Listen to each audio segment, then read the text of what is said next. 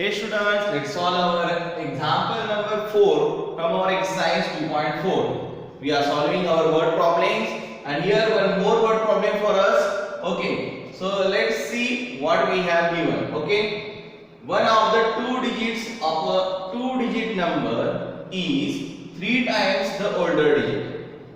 आपको दिया है कि दो डिजिट वाली नंबर्स है और उसमें से एक डिजिट क्या है, दूसरे डिजिट से 3 टाइम्स क्या है, बिगर है मतलब 3 गुना ज्यादा है। मतलब एक डिजिट अगर 3 हो तो दूसरा 3 3 जा 9 होगा, एक डिजिट अगर 2 हो तो दूसरा 2 3 जा 6 होगा। इस तरह से है if you interchange the digits of this two digit number, और अगर हमने उस डिजिट्स को क्या कर दिया, इंटरचेंज कर दिया, then add the resulting number to original number, और रिजल्टिंग नंबर जो कुछ आया इंटरचेंज करके उसको ओरिजिनल नंबर में ऐड किया तो यू गेट 88, तो हमें मिल जाएंगे 88। What is the original number? तो इस तरह से ये सवाल हमें पूछा गया है और इस सवाल का हमें अभी लीनियर इक्वेशन में, जो हमारा लीनियर इक्वेशन के फॉर्मेट में हमें इसको करना है, कन्वर्ट करना है। चलो ध्यान से पढ़ते हैं एग्जांपल को और उसका कन्वर्जन करते हैं हम लीनियर इक्वेशन में, ताकि हम उसका क्या निकाल सके, सॉल्यूशन निकाल सके। ओके, तो सॉल्यूशन में देखो कि यहाँ पर तो बेसिकली दिए आपको दो डिजिट वाले नंबर, तो दो डिजिट जब होता है तब आपका एक होता है यूनिट प्लेस और एक होता है आपका टेंस प्लेस। मतलब अगर मैंने लिख दिया यहाँ पर कि ये यूनिट प्लेस वाला डिजिट है और यहाँ पर एक क्या है मेरा टेंस प्लेस वाला क्या है यहाँ पर डिजिट है, तो यहाँ पर अगर मैं लेता हूँ तो यूनिट प्लेस में अगर मान लेता हूँ यूनिट प्लेस वाले नंबर को मैं x, तो यहाँ पर पहला सेंटेंस पढ़ते हैं तो हमें समझ में आएगा। तो क्या आएगा, one of the two digit of a two digit number is 3 times the older digit. Unit place में अगर ये x है तो दूसरा वाला उसका नंबर उसके 3 गुना ज्यादा होगा, तो ये क्या हो जाएगा हमारा, ये 3x हो जाएगा। मतलब ये 3x होगा क्योंकि ये ओल्डर डिजिट से कैसे है, 3 गुना क्या है, बड़ा है। तो ये x मान लेते हैं अगर हम, तो दूसरा क्या हो जाएगा, 3x हो जाएगा। तो ये हमारे नंबर्स हो गए, क्या हो गया हमारे नंबर्स। तो यहाँ पर ये नंबर हमने मान लिया उस जगह पर एक x होगा तो दूसरा उसके 3 गुना ज्यादा होगा, जो भी होगा 3x as per the question, जो हमारा फर्स्ट सेंटेंस है। लेकिन नंबर हम इस तरह से नहीं लिखते। नंबर जब भी, जैसे कि हमने पिछले एग्जांपल में देखा, नंबर हम ऐसे लिखते हैं एक्सपांशन फॉर्म में लिखते हैं। तो हमारा ओरिजिनल नंबर क्या होगा, तो चलो लिखते हैं कि original number, then original number अब 10 प्लेस में हमें 3x मिल गए हैं और यूनिट प्लेस पे मिल गए x, तो ओरिजिनल नंबर बन जाएगा देखो हमारा 10 into 3x plus unit place होता है हमारा x। 10 into 3x plus unit place होता है 3x, तो यहाँ पर हमारा नंबर हो जाएगा देखो 10 into 3 that is 30x plus x। वही होगा हमारा ओरिजिनल नंबर, हो जाएगा हमारा क्या हो जाएगा यहाँ पर 31x हो जाएगा। क्या हो जाएगा हमारा ये नंबर 31x। तो हमें ये ओरिजिनल नंबर मिल गया 31x। अब आगे बढ़ते एग्जांपल को। If you interchange the digits of this two digit number and add the resulting number two the original number you get 88। तो अभी हमें क्या करना है, डिजिट को इंटरचेंज करना है। चलो पहले वाले मान लेते हैं, तो ओल्ड क्या था हमारा, ओल्ड ये 10 प्लेस है और ये है हमारा यूनिट प्लेस। तो ओल्ड में था हमारा यहाँ पर 10 प्लेस में हमने 3x लिए थे, यूनिट प्लेस पर लिए थे x। अब इसको इंटरचेंज करते हैं, तो इंटरचेंज जब हम करते हैं उसको,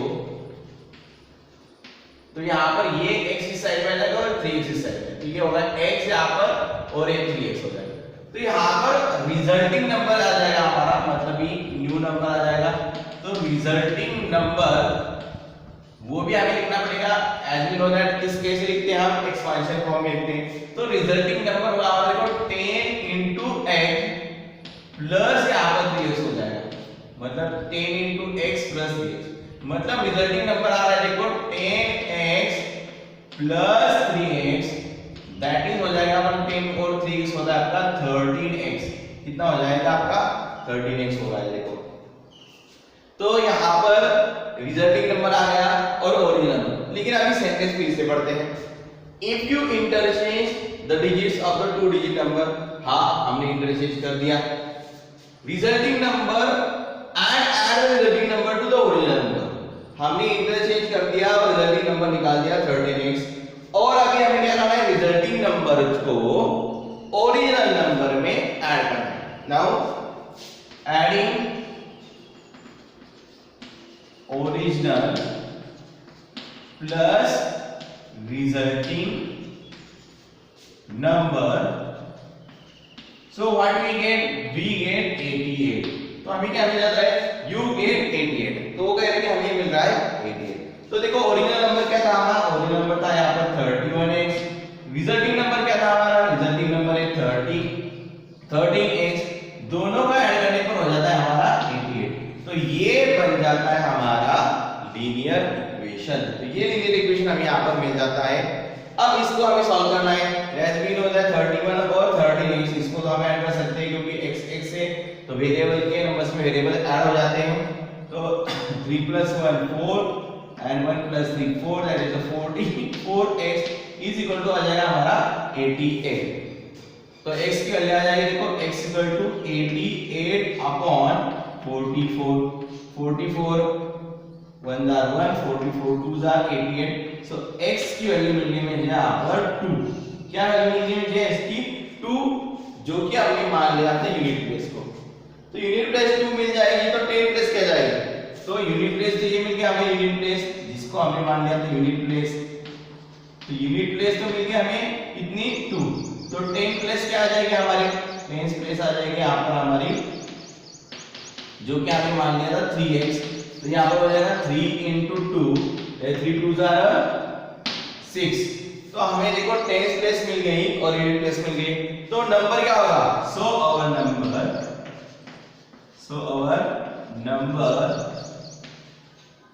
इज, देखो 10 प्लेस 6 है और यूनिट प्लेस क्या है 2 है, तो नंबर कितना मिल गया हमें 62।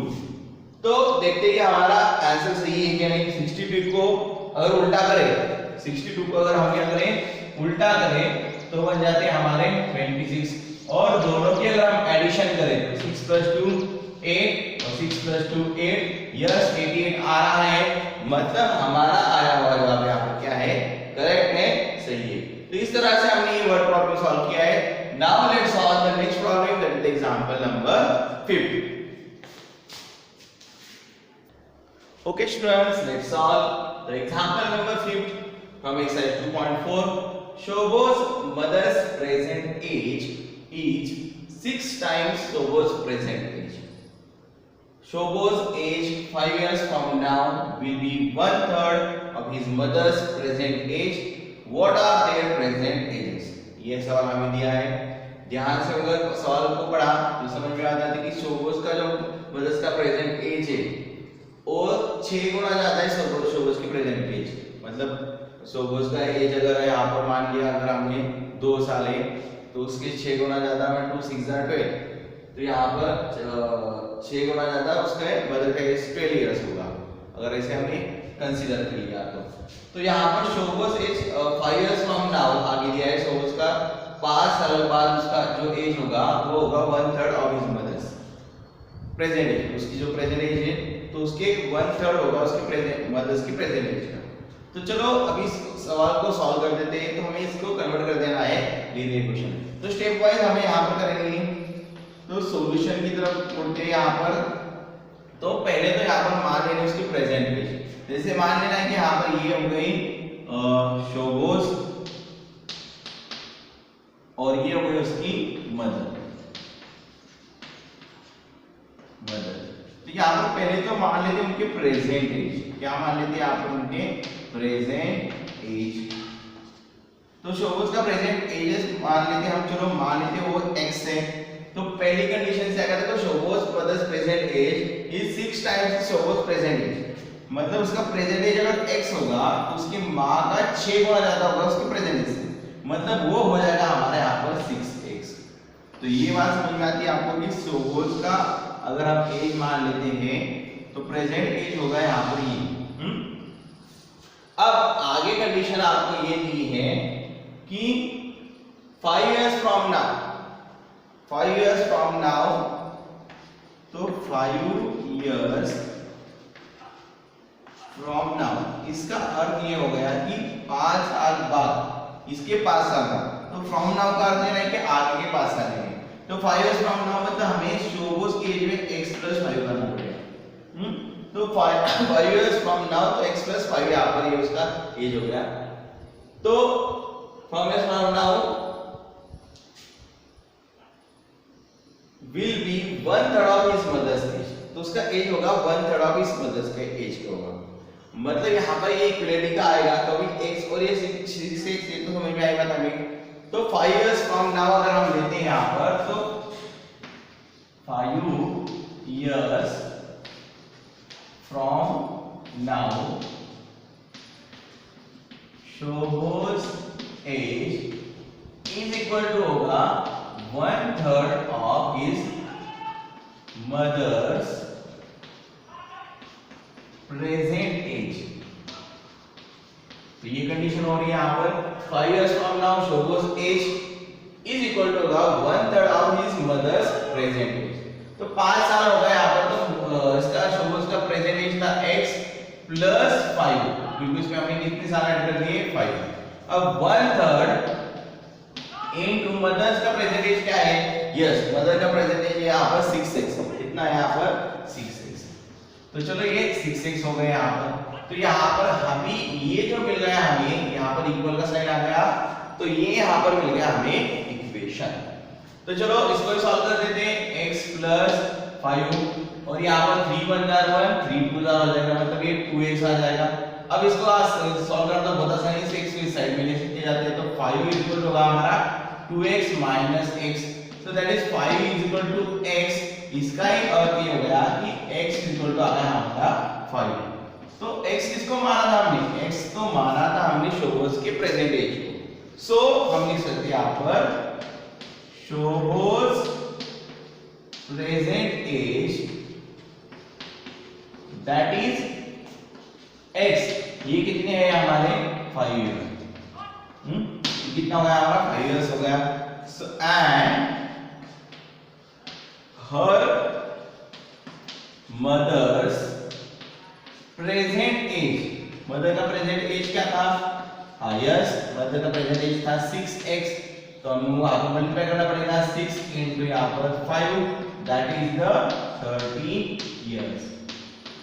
6 5 30। और कंडीशन सेटिस्फाई होती है कि नहीं हम चेक करते हैं, क्योंकि 5 + 5 होता है यहाँ पर 10, और अगर हम यहाँ पर 2 × 5 कर दें तो ये भी हो जाता है यहाँ पर 10, मतलब ये कंडीशन सेटिस्फाई करता है यहाँ पर। तो 1/3 हो जाएगा यहाँ पर उसका एज, अगर उसमें 5 क्या कर दिया हमने ऐड कर दिए तो यहाँ पर ये 30 के 1/3 10 ही होते हैं, तो यहाँ पर ये इसमें ये हो जाएगा उसका ऐड हो जाएगा एज। तो यहाँ पर ये हमारा जवाब मतलब इसका क्या है, बिल्कुल सही है।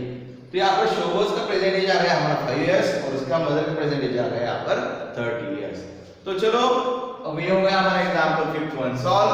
सो now let's solve the next problem, that is our problem number 6। Hey students, let's solve the example number 6 over here. Solve करते हैं चलो इस एग्जांपल को।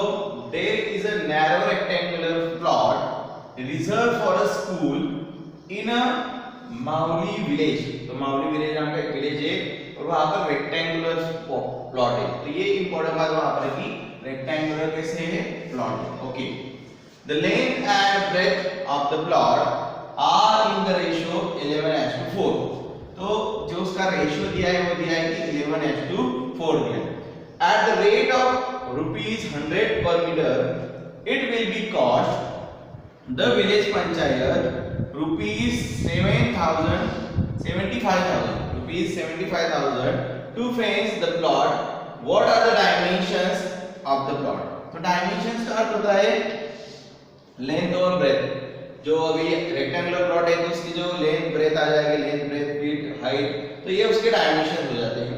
तो यहाँ पर हमें डायमेंशन निकालने हैं। तो जैसे कि यहाँ पर ये एग्जांपल दिया है इससे हमें निकालना है इसका लीनियर इक्वेशन। तो चलो यहाँ पर अभी एक बार हमें पता है कि उसके जो लेंथ और ब्रेथ है वो रेशियो में थे। फॉर एग्जांपल अभी ये अगर मान लेते हैं हमारा ये रेक्टेंगुलर प्लॉट है आपका, ठीक है। अब इस रेक्टेंगुलर प्लॉट में क्या है, उसकी लेंथ होगी, तो लेंथ एज यूजुअल 11 और 4 के रेशियो में। तो अगर जब रेशियो में होता है तो उसमें एक कॉमन थिंग होती है जिसको हम मानने वाले यहाँ पर x, क्योंकि जब भी कोई भी रेशियो का एग्जांपल आएगा आप उसको कॉमन जो है उसका तो वेरिएबल ही मानना है, तो वेरिएबल मान लेते हैं यहाँ पर x को मान लेते हैं। तो 11x और 4x ये अगर उसकी लेंथ होंगे तो रेक्टेंगुलर प्लॉट है तो सामने की साइड भी 4x होती है और ये भी क्या होती है आपकी 4x 11x हो जाएगी, क्योंकि opposite sides are equal in a rectangle. Okay, तो यहाँ पर अब आगे चलते हैं। तो यहाँ पर मान ले रहा है अभी कि सॉल्यूशन में let now length of plot is 11x and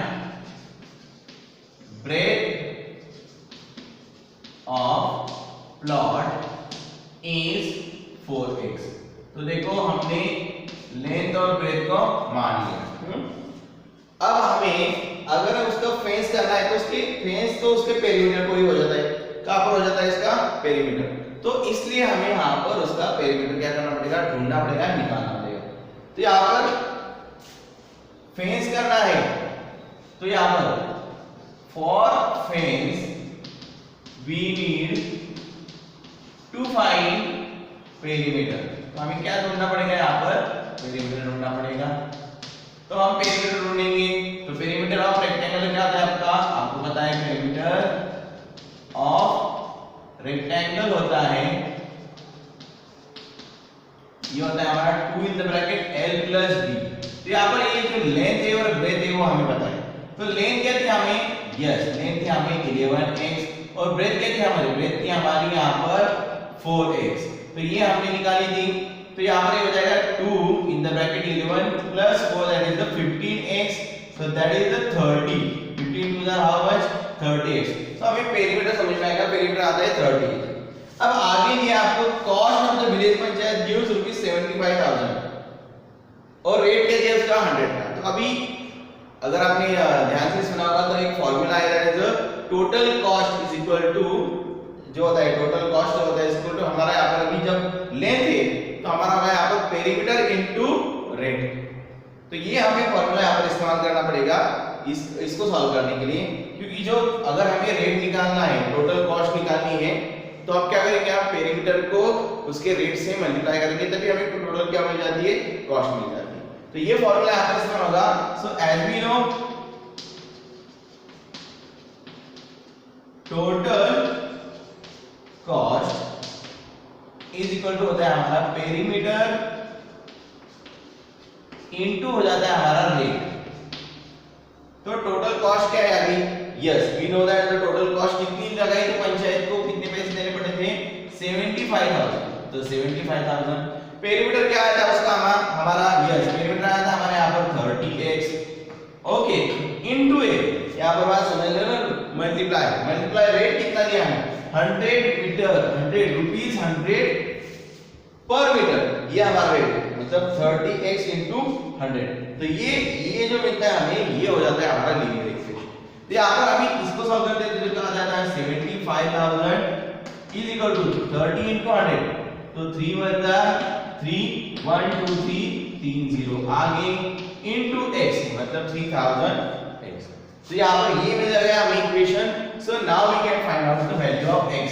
so we know that 75,000, अब ये 3000 क्या है यहाँ पर मल्टीप्लाई उधर जाके हो जाएंगे डिवाइड, मतलब ये इसको हो जाएंगे डिवाइड और यहाँ पर रह जाएगा हमारा x अकेला। तो ये 0 तो कैंसिल हो जाएंगे हमारे 1 2 3।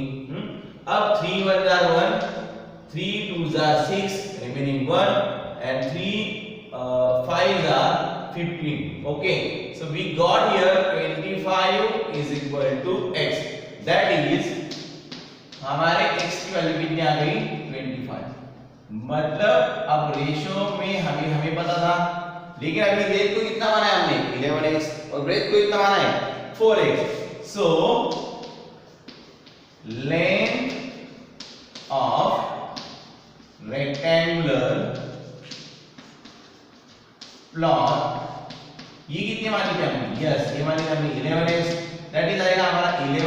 into 25 multiply given 5 is 55 5 carry में आता है 11 2 22 22 plus 5 27 मतलब 27 मतलब 275 मीटर ये आपकी क्या आ जाएगी उसकी लेंथ आ जाएगी और and breadth of rectangular plot तो ब्रेथ को कितना माना है हमने यस ब्रेथ को माना है हमने 4x दैट इज द ये कितने हमारी 4x है मतलब 4 into कितना आ जाएगा फिर से आपका 25 4 100 so that is our 100 meter so we got here dimension जो हमारे रेक्टेंगुलर प्लॉट था उसके डायमेंशन में क्या हमारे तो 100 मीटर क्या हो गई उसकी यहाँ पर लेंथ ब्रेथ हो गई और 275 मीटर हो गई उसकी लेंथ जो हमारी कंडीशन में बैठ जाती है तो इस तरह से हमने यहाँ पर एग्जांपल नंबर 6 सॉल्व किया है चलो चलते सॉल्व करते हैं आगे का एग्जांपल